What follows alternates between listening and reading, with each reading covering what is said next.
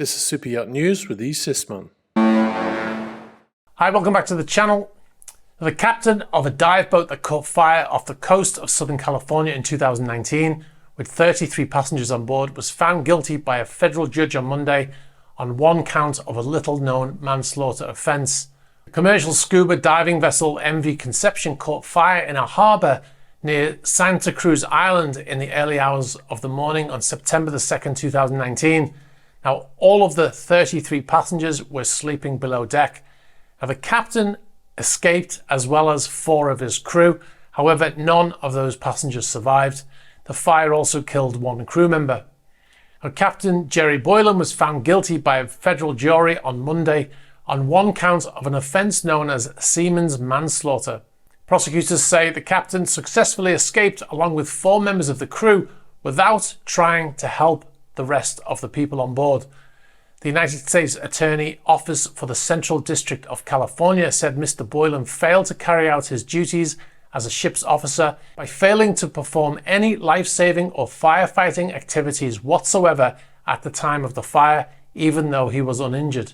A sentencing hearing is scheduled for February, and the release said Mr. Boylan could face up to 10 years in prison.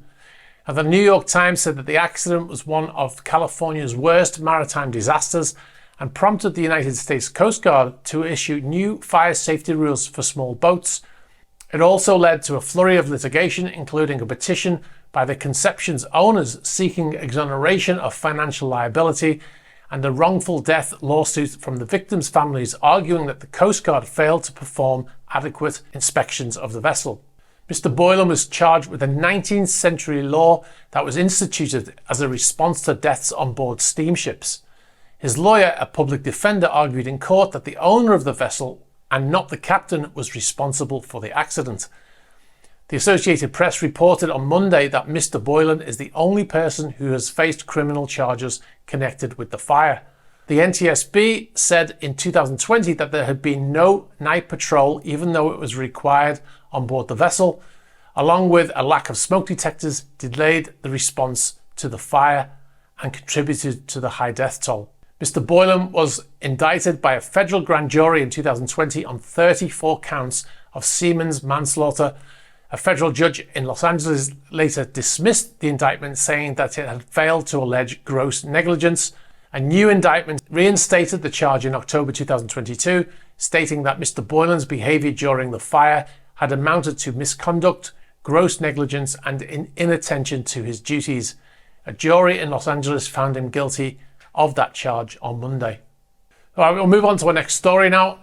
A Polish boat was severely damaged and eventually sank at the end of October after a sustained attack by, not pirates, but a pod of orcas in the Strait of Gibraltar. But don't worry, they were just playing, said marine experts. According to a Facebook post by the operators who own the yacht and run sailing holidays in the Mediterranean, the orcas hit the rudder blade for 45 minutes, causing major damage and leakage, the yacht eventually sinking near the port of Tangier Med. Throughout the attack, the crew, port tugs and even the Moroccan Navy all attempted to save the yacht, but without success. Now, the motivations behind this behaviour are currently unclear. Marine experts see these attacks not as aggressive, but as a sign of a more complex behaviour.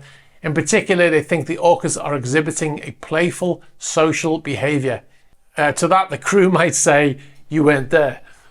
I'm sure they didn't feel playful at the time when the vessel was being attacked.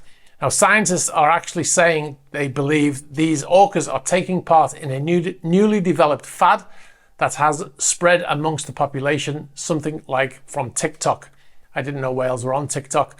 They say the orcas are not attacking the vessels or humans with any form of bloodlust, despite appearances. Anyway, we'll move on. A German court has said paintings belonging to a Russian yacht owner must be returned. The court has demanded paintings worth millions of euros be returned, again after deeming the searches illegal. The search and seizure of the works of art was conducted over a year ago by German federal police, something we reported on at the time.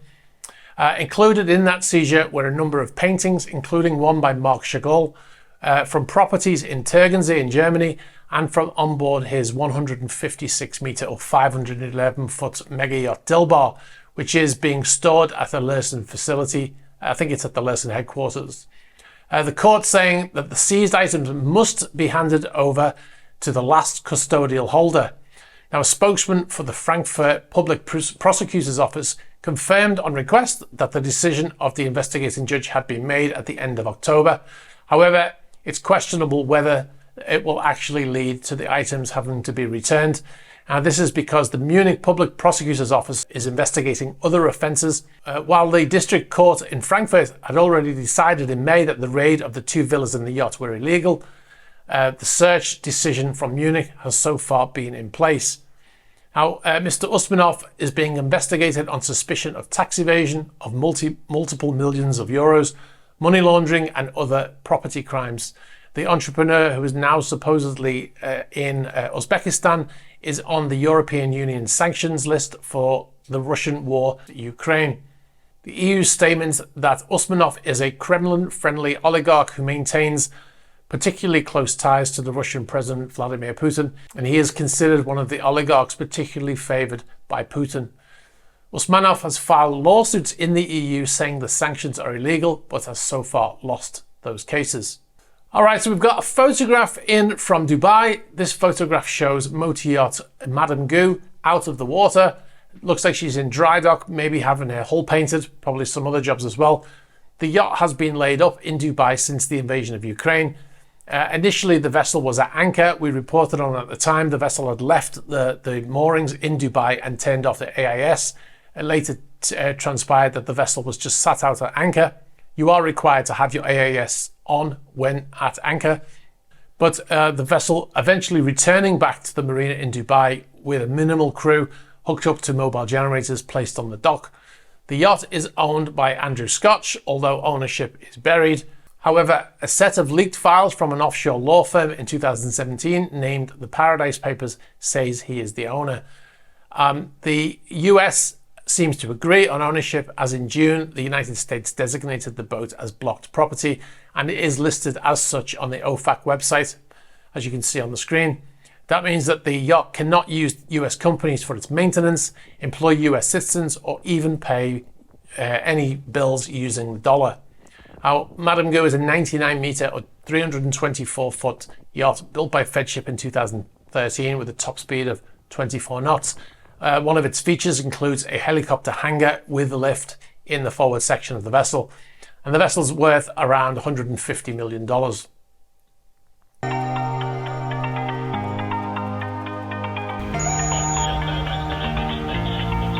What I'm going to be doing in this series of vlogs is recording the journey across the Atlantic. If you want to see a 10-part vlog filmed on board a yacht I was on crossing the Atlantic and through the Panama Canal and beyond, sign up to patreon.com/eSysman. You'll find behind the scenes videos and extras not published on YouTube, including videos from our recent trip to marinas in Italy, Monaco and France. We also recently made a video showing how we make the Super Yacht News videos, as well as the Patreon chat series and the Patreon-only Q&A, where you can ask questions answered in Patreon-only videos.